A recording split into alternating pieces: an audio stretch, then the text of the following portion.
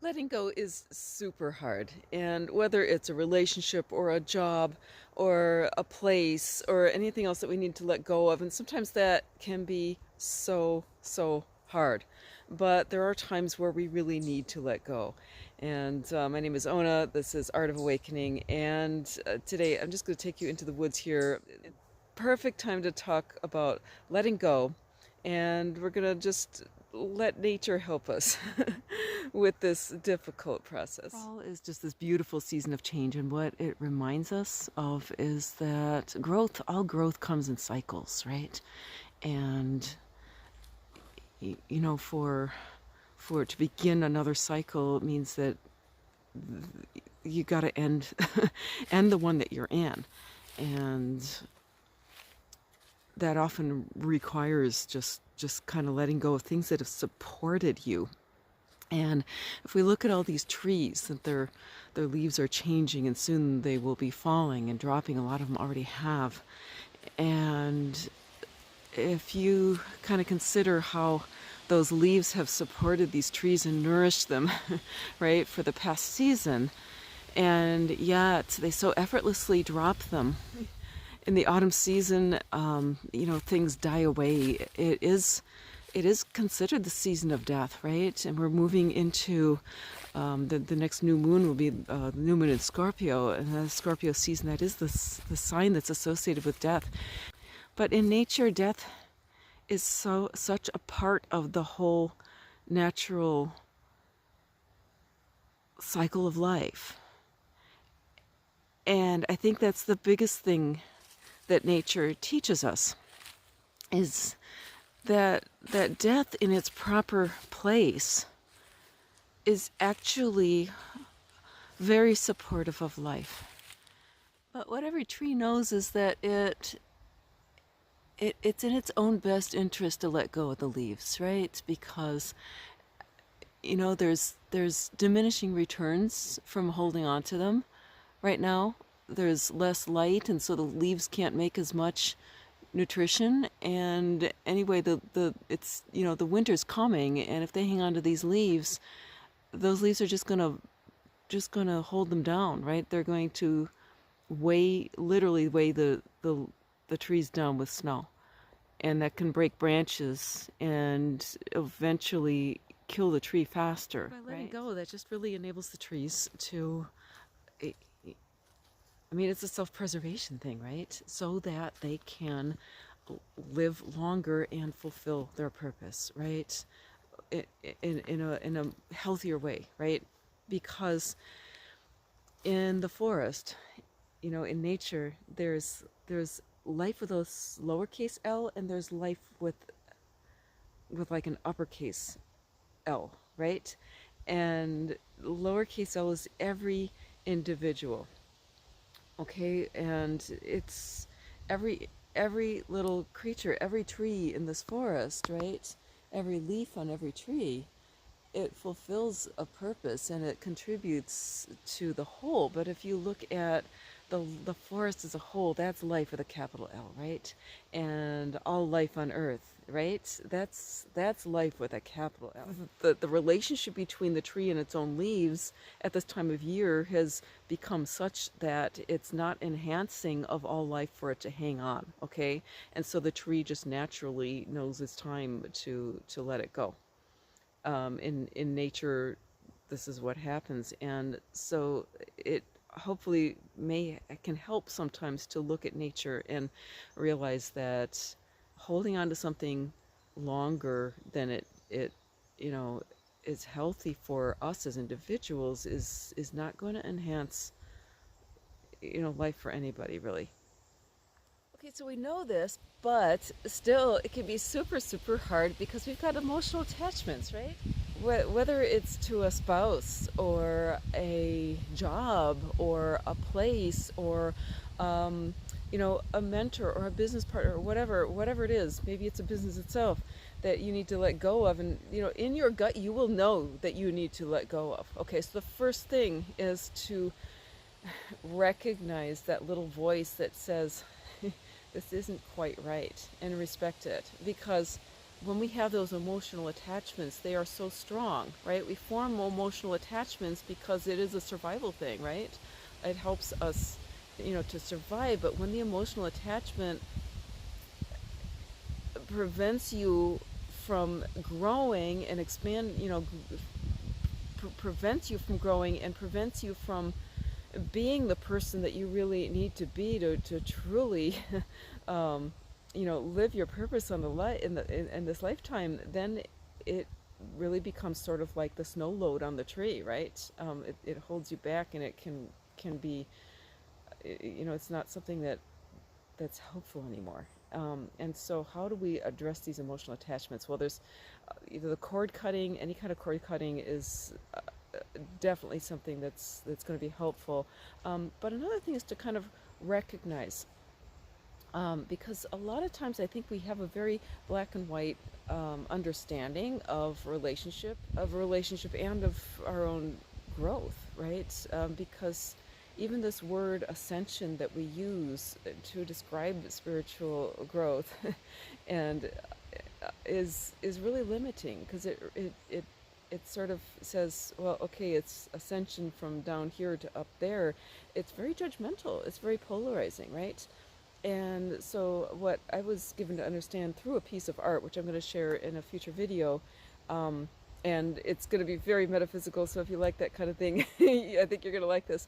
But what I was shown is that ascension isn't like, the word ascension is a very kind of 3D understanding of spiritual growth, and that if you, from a more 5D perspective, 4 or 5D perspective, it is more like an expansion outwards in all directions, right? Rather than just up, from low to high, it's an expansion. And that it happens in multiple different, it's like multi-dimensional, and it can happen in multiple timelines all at once, okay? And that it's a spiraling kind of process of growth, okay? So that any individual is going to be going through this growth in kind of spiraling through growth. And you can kind of think of it in terms of like multi-dimensions, to where we all have, these relationships that we're in. And this is true of even if us and a place, right? Or us, it doesn't even have to be a person, us and a job, whatever it is. But if we're spiraling around like this, and we have this vibration, right, that we're in, and then whatever we're in relationship with will also be kind of doing its own development and spiraling in its own way. Well, sometimes we kind of spiral together, and it can be very, very harmonious because we're on the same wavelength. It's all about vibration. So if you're on the same wavelength with somebody, and you can really be expanding with them in a beautiful ways, you could be helping each other. And then all of a sudden, sometimes, whoa, you're not in sync with each other anymore, and it feels uncomfortable. Well, that discomfort shows you that this relationship isn't quite serving the both of you, right? Because if it's not serving you, it's not serving them either. Okay, so that's a super important point to remember. Okay, so when you feel these discomforts around a relationship, it's just pointing out that there's something that's happening that's not serving anybody, okay? Sometimes through communication, maybe we talk to the person, or we ask our own, inner self, what needs to change. Sometimes we can change things. Sometimes it's just something within ourselves that we need to shift, right? And that's the first thing that I think a lot of empaths will look at. It's like, oh, what do I need to do to change myself in order to make this relationship harmonious again, right? And sometimes that really works, and often if two people are starting to feel a little bit that way, and just a little bit of communication will help to resync them into harmony again. And that's beautiful, and that's of course what we always want to happen. But sometimes when we start making adjustments from ourselves, it only gets worse, right? It only feels worse. Or, okay, and if we kind of keep making the adjustments, sometimes that person will just fall away. Or maybe they may get mad and leave or something, right? So you need to really be aware of, am I really my truth here? And if you are, then it's like, it's okay, because what's happening is their spiral, their beautiful dance of life is, I mean, they've got their own vibration. And if their vibration can't hang on, if it just can't hold sync with where your vibration is, it's time. It's time to just gracefully let go, like the tree does. But then at other times, we may be trying to adjust ourselves, and they may respond with something that makes us doubt ourselves.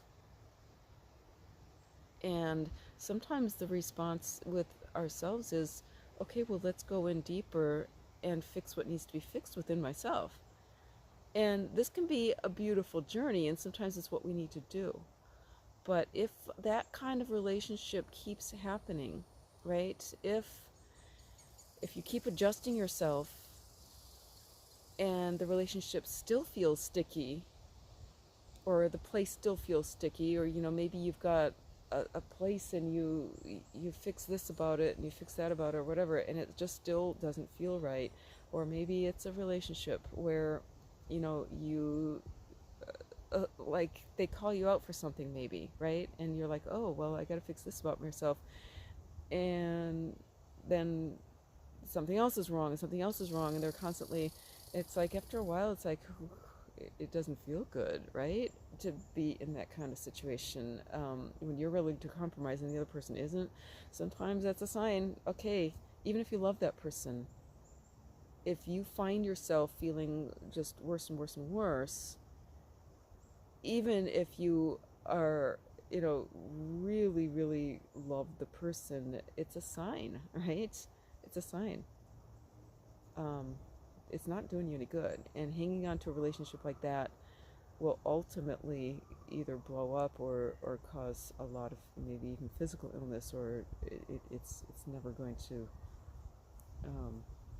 sometimes it's best to leave while things are still beautiful, right? This is what the trees do.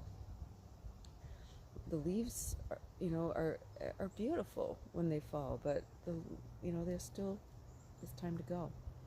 And it's not easy. So letting go of things is often not easy. But, trust that little instinct of yours, okay? Because that little inner voice, often we hear, act from the heart or think from the heart, and that's great. But sometimes the emotion, which feels like it's from the heart, right, it gets a little hijacked, it gets entangled.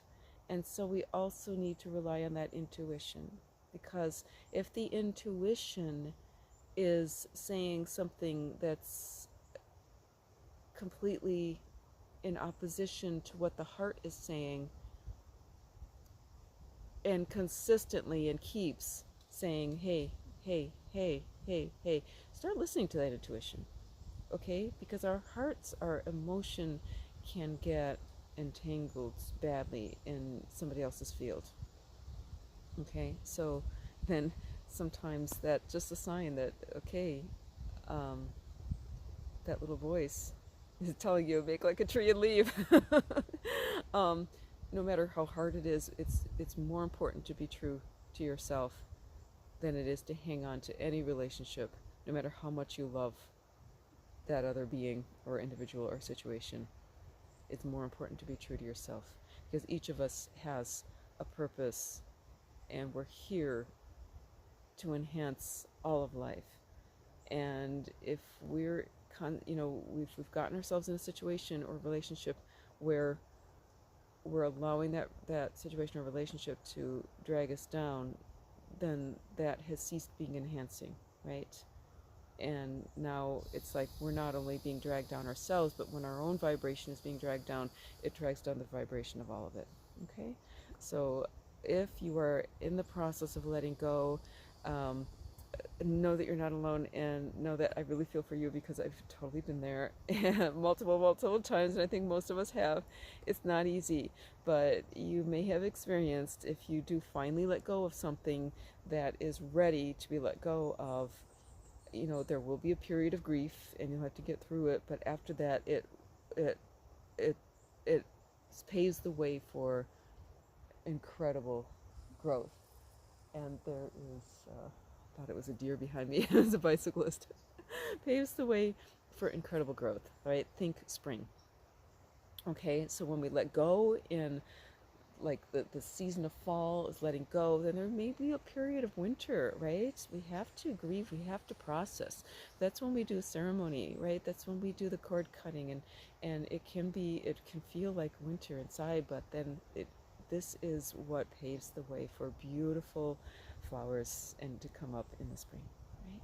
So I wish you the best of luck and the best of everything. If you are letting go, know that you'll get through it, and just do the best for yourself, because that's all we can ever do. Thank you so much, and we'll catch you again soon.